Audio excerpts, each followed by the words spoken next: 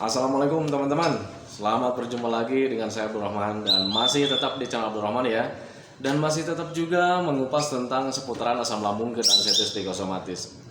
Nah, di sesi kali ini saya akan mencoba menjawab beberapa pertanyaan dari teman-teman dan kebetulan pertanyaannya itu hampir sama ya.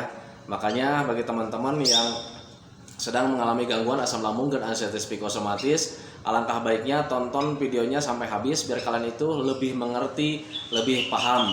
Karena untuk gangguan asam lambung dan anestesi psikosomatis ini butuh pemahaman, butuh pengertian, sehingga nanti kalian akan berpikir wajar dan berpikir secara logika. Dan ketika berpikir wajar, berpikir secara logika, kalian nanti akan menanganinya dengan mudah dan tepat. Karena untuk gangguan asam lambung dan anestesi psikosomatis ini sebetulnya gangguan rumahan, bukan hal yang berbahaya gitu teman-teman ya. Nah, sebelum videonya saya lanjutkan seperti biasa ya, mohon videonya itu di subscribe dulu, karena untuk subscribe itu tidak memerlukan biaya, subscribe itu tidak memerlukan pendaftaran. Namun teman-teman itu cukup mudah melakukannya dengan cara menekan tulisan yang warna merah, tulisan subscribe. Biar kenapa? Jujur ya, biar videonya itu cepat berkembang dengan baik. Dan kalau seandainya videonya itu berkembang dengan baik, sudah barang tentu itu akan menambah semangat tersendiri buat saya untuk terus meng-share tentang seputaran asam lambung dan anestesi psikosomatis ini terhadap kalian. Dan jangan lupa juga tekan juga tombol lonceng sama tombol like-nya ya, biar kalian itu dapat notifikasi atau pemberitahuan video saya yang terbaru. Karena saya itu akan terus nge-share tentang seputaran asam lambung dan anestesi psikosomatis ini terhadap kalian, dengan tujuan semoga saja videonya itu menjadi wasilah atau jalan keluar bagi kalian yang sedang mengalami gangguan asam lambung dan anestesi psikosomatis hingga membaik, apalagi sampai sembuh total ya. Amin ya rabbal alamin. Nah itu teman-teman ya. Nah, kembali lagi ke topik utama teman-teman ya. Di sini sudah banyak sekali nih pertanyaan-pertanyaan dari teman-teman ya. Ini pertanyaan yang dari yang pertama nih ya, dari Katel Kardel, dari akun yang namanya itu Katel Kardel. Alhamdulillah saya sudah 90% Pak, badan sudah enak, tapi kalau dibawa lari dada terasa ngap, apa itu wajar? Nah saya katakan di sini teman-teman ya, semoga saja atau barangkali ada teman-teman yang sama mengalami kayak macam yang punya akun Katel Kardel gitu ya. Nah ketika sering lari atau olahraga gitu ya teman-teman ya, olahraga yang lari-lari kayak gitu, memang itu dada itu terasa ngap ya, dada terasa ngap, kemudian napas itu terasa pendek. Kadang kalau misalkan keseringan itu dada itu terasa panas gitu teman-teman ya. Itu hal yang sangat wajar sekali. Kenapa seperti itu? Karena yang pertama, kalau misalkan ada dadanya panas juga, itu asam lambungnya belum membaik teman-teman ya. Nggak apa-apa, wajar saja gitu. Jangan dibikin cemas, jangan dibikin panik. Itu hal yang sangat wajar dan biasa bagi orang yang terkena asam lambung. Apakah berbahaya? Tidak teman-teman ya. Cukup sering minum air hangat aja, minum air hangat pelan-pelan saja gitu ya. Logikanya seperti beginilah, asam lambung kalau misalkan naik ke area dada atau tenggorokan itu ya, sebetulnya bukan dada ya, tenggorokan itu ya, melewati tenggorokan. Nah yang namanya asam lambung itu hawanya itu panas, kecut, kemudian sifatnya korosif, dan kalau misalkan melewati tenggorokan itu bisa menjadi panas. Dan kebetulan dada itu tenggorokan itu adanya di daerah dada. Nah jadi serasa dada yang panas, sebetulnya itu tenggorokannya gitu teman-teman ya. Nah makanya biar cepat membaik, agar cepat enakan lagi, minum air hangat aja pelan-pelan. Nanti itu asam lambungnya terbasuh lagi dan masuk lagi ke dalam lambungnya. Logikanya seperti itu. Nah itu teman-teman, makanya saya selalu mengajak teman-teman itu berpikirlah secara logika, berpikirlah hal yang wajar. Jadi ketika berpikir wajar, berpikir secara logika, kalian menanganinya dengan mudah. Karena Pak, ini sebetulnya mudah sekali gitu teman-teman ya. Bukan harus memakai obat atau herbal sekalipun gitu teman-teman ya. Nah itu kemudian kalau misalkan kita sedang olahraga lari-lari kayak macam begitu, olahraga agak berat gitu, napas terasa pendek kemudian cepat lelah, itu hal yang sangat wajar juga teman-teman ya. Karena apa? Karena yang pertama itu pencernaan kita itu memang belum normal 100% gitu ya. Jadi menyerap energinya itu belum 100% teman-teman ya. Karena belum 100% pulihnya gitu. Jadi menyerap energinya dari makanan tersebut yang kita konsumsi itu hanya mungkin sekitar 20% atau 30%. Jadi belum 100% lah.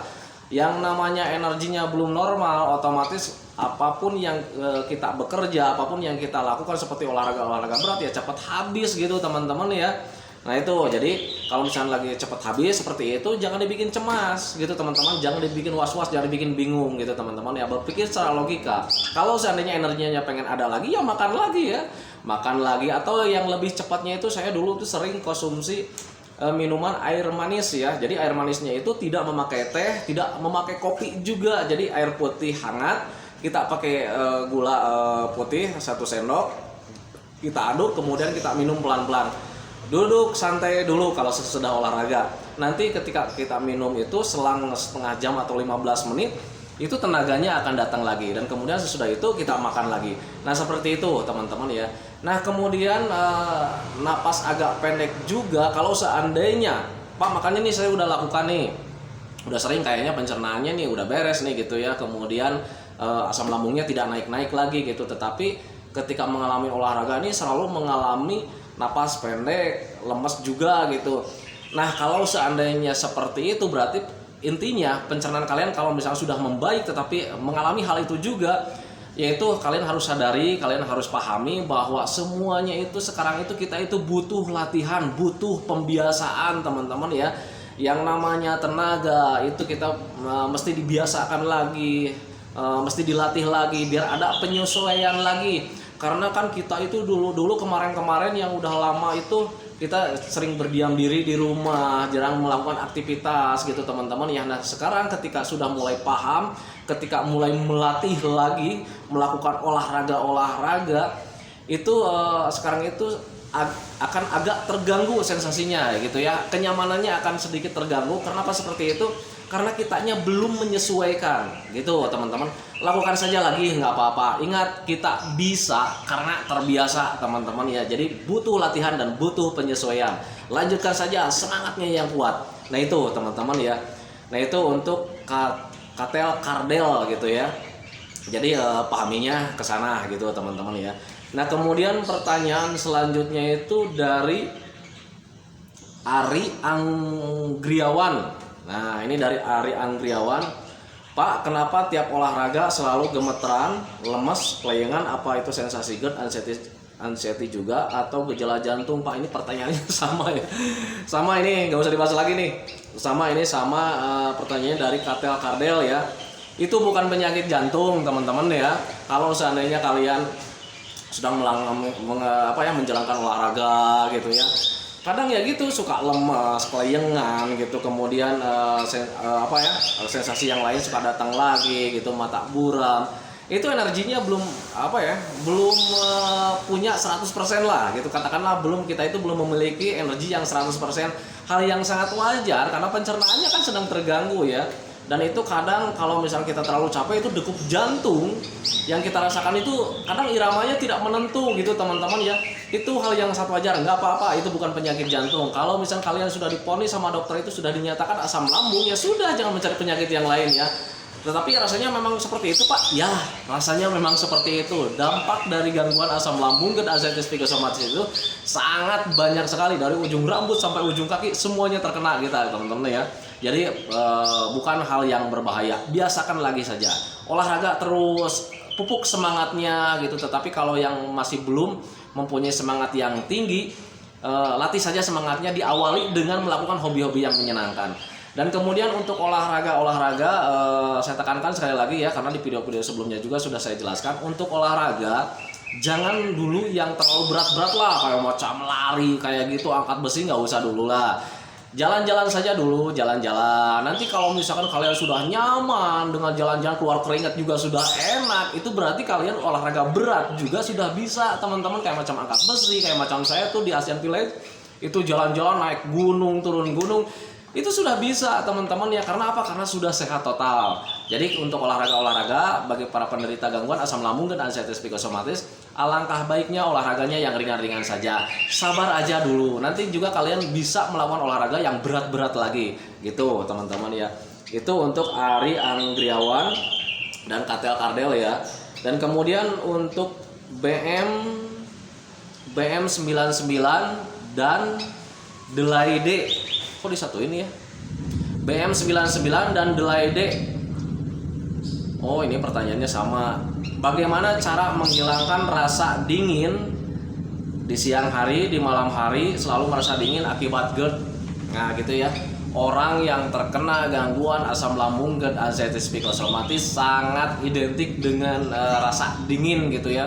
Kadang dulu juga saya ketika ini sudah berjemur kok, tapi ada aja gitu ya rasa dingin itu gitu. Jadi ya kadang di siang hari, apalagi kalau misalnya di pagi hari ya. Ini yang anehnya, di siang hari lagi benar-benar panasnya, kayak macam keluarga itu kayak macam sedang kegerahan. Kok kita sendiri yang mengalami sering kedinginan gitu teman-teman. Kadang itu membuat bingung. Kadang kalau misalnya dulu sebelum paham juga itu membuat saya cemas ya. Ini jangan-jangan ini, waduh ini penyakit berat, jangan-jangan bronkitis lah, apalah dan sebagainya. Pemikiran yang salah. Nah itu teman-teman. Tetapi ketika memahami, saya tersenyum sendiri gitu teman-teman ya. Orang yang terkena gangguan asam lambung GERD arthritis psikosomatis sangat identik sekali dengan merasa dingin, selalu merasa dingin. Kenapa seperti itu? Karena kita karbohidratnya sedang terganggu teman-teman, jadi kalorinya juga sedang terganggu, penghangat tubuhnya juga sedang terganggu, sedang apa ya? Sedang tidak maksimal, sedang error lah, katakan error. Kenapa seperti itu ya? Kembali lagi ke pencernaan ya, semuanya kembali lagi ke pencernaan. Pencernaan kita itu belum membaik 100%. Yang namanya makanan penuh kalori juga kalorinya itu tidak terserap dengan sempurna, hal yang sangat wajar saja. Bantu saja dengan cara sering berjemur teman-teman, latih saja dengan sering berjemur, biar kita itu hangatnya ada lagi, kalorinya jalan lagi, penghangat tubuh kita yang ada dalam tubuh kita itu jalan lagi. Nah seperti itu teman-teman. Kemudian lakukan olahraga yang menyenangkan seperti macam jalan-jalan, kemudian melihat-lihat pemandangan, biar endorfinnya juga keluar lagi, biar endorfinnya juga bekerja lagi. Endorfin itu seperti apa? Endorfin itu zat penenang yang dihasilkan oleh tubuh kita sendiri teman-teman ya. Nah itu makanya lakukan saja olahraga ya, sering berjemur. Tetapi kalau yang masih sedang parah-parahnya, apakah harus berjemur juga Pak? Kalau yang sedang parah-parahnya nggak usah berjemur. Berjemur boleh, cuman dalam jangka waktu yang sebentar gitu. Yang penting hindari saja keadaan kalian yang sering berdiam diri di dalam ruangan. Nah untuk berjemur yang sedang lagi nggak nyaman-nyamannya banget gitu, itu diusahakan kalian berjemur cuma sebentar, dengan catatan kepalanya juga tidak ikut terjemur gitu teman-teman ya. Jadi yang dijemur itu cuma badannya saja. Nah bagaimana caranya? Kalian caranya cuma duduk di antara yang teduh sama yang panas. Jadi untuk yang teduh itu kepalanya senderin ke bagian yang teduh, itu yang bagian sininya itu terjemur. Dulu memang saya seperti itu gitu teman-teman ya. Jadi ketika lagi parah-parahnya kemudian sering berjemur, apalagi kalau misalnya kepalanya juga ikut terjemur, itu suka agak pusing gitu teman-teman ya. Dan kemudian kalau misalnya sering terus seperti itu, nanti larinya kita menjadi demam gitu, nggak nyaman lah gitu ya. Makanya dulu saya akalin berjemurnya itu di antara duduknya itu di antara yang teduh sama yang panas. Jadi bagian kepala itu tidak ikut terjemur. Nah itu teman-teman ya. Kenapa harus melakukan berjemur? Karena berjemur itu sangat baik sekali ya untuk menumbuhkan vitamin D teman-teman ya. Karena vitamin D itu di dalam tubuh kita itu sudah ada, cuman belum berbentuk vitamin D teman-teman ya. Jadi bantunya dengan berjemur. Nah vitamin D ini sangat bagus sekali untuk menambah imun kita teman-teman ya. Karena untuk gangguan asam lambung dan arthritis psikosomatis bisa disembuhkan kalau seandainya imun kitanya itu cukup meningkat, cukup baik gitu teman-teman ya. Nah itu untuk BM99 ya dan Delay D. Ini disatuin, biasanya pertanyaannya sama gitu ya. Nah kemudian untuk pertanyaan selanjutnya itu dari Sound Sky. Sudah mendingan dalam kurung, pertanyaannya panjang. Intinya nanyain masalah makanan baru, soalnya masih takut makan ini itu. Ini gimana nih? Ini kalau misalkan saya itu nyuruh nulis, itu sering ya, setiap kali saya nyuruh nulis ke istri, tolong tulisin kolom komentar pertanyaan, nanti biar saya jawab lewat video gitu. Ini nggak tahu nih, ini dari Sound Sky nih, tulisan istri nih. Sudah mendingan dalam kurung, pertanyaannya panjang. Intinya nanyain masalah makanan baru, soalnya masih takut makan ini itu.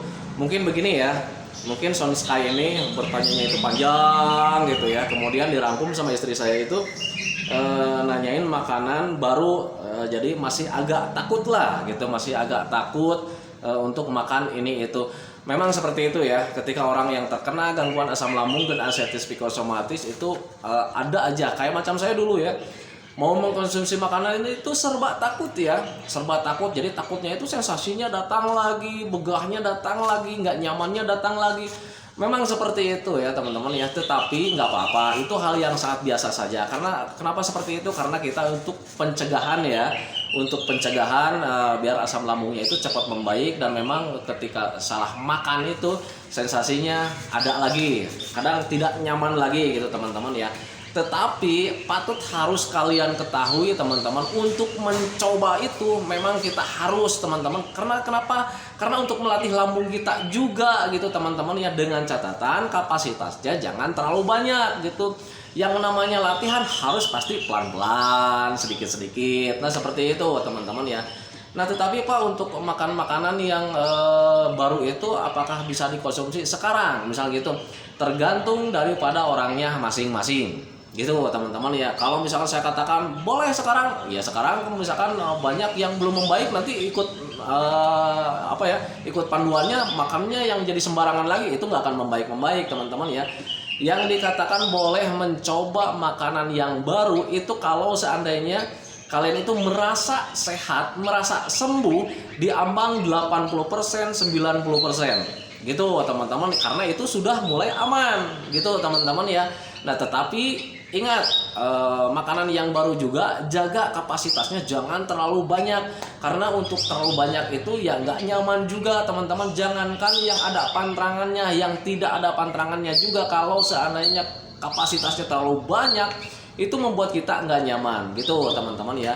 Nah jadi saya katakan di sini, untuk kalian yang mau mencoba makanan-makanan baru, masih mengalami takut-takut mencoba makanan baru, nggak apa-apa, makan saja, komposisinya cuma sedikit saja. Tetapi berbeda kalau misalkan kesehatan kalian itu di bawah 70%, alangkah baiknya kalian konsisten saja sama jenis makanan yang sekarang sudah kalian konsumsi. Kalau misalkan kalian sekarang kesehatannya masih di ambang 70 ke bawah, kalau misalkan sudah nyaman dengan makanan itu, lanjutkan saja. Nanti kalau misalkan kalian mau mencoba, di ambang kesehatan kalian atau kesembuhan kalian itu di 80%, di 90%. Biar kenapa? Untuk penyesuaian kembali lambungnya gitu teman-teman. Biar nanti ketika sudah 100% itu kita sudah kembali semuanya normal lagi. Dari mulai makanannya sudah kembali, pemikirannya sudah mulai kembali ya, biar lebih cepat gitu ya pemulihannya. Nah itu teman-teman ya. Dan untuk mencoba makanan yang baru itu apakah sensasi? Ada Pak, ada gitu teman-teman. Jujur saya nggak berani berbohong ya. Dulu juga saya di awal 90% itu mencoba makan sesuatu yang ketika terkena gangguan asam lambung dan ascites psikosomatis nggak saya coba. Nah ketika di 90% kesembuhan saya itu mencoba makanan baru, walaupun itu sedikit, sensasinya ada teman-teman. Dan sensasinya itu dari lambung, bukan itu teman-teman, itu bukan dari lambung, itu dari psikosomatis kita teman-teman. Jadi ketika kita berpikir tentang angan-angan sensasinya datang lagi atau tidak, kemudian kalau dominannya pemikirannya itu pasti sensasi datang, maka tubuh kita itu merespon dengan sendirinya.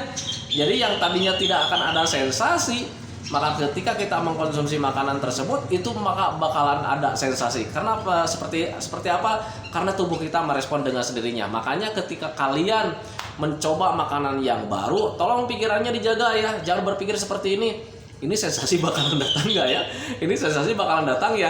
Nah kalau seandainya kalian berpikir seperti itu, maka tubuh kalian akan merespon, makanya nanti sensasinya bakalan datang. Nah itu teman-teman ya, itu yang namanya psikosomatis. Ingat salah satu contoh yang sering saya utarakan, ketika kita membayangkan sebuah jeruk lemon yang rasanya masam, kita bayangkan, kita kupas kulitnya, kemudian kita cicipi gitu ya.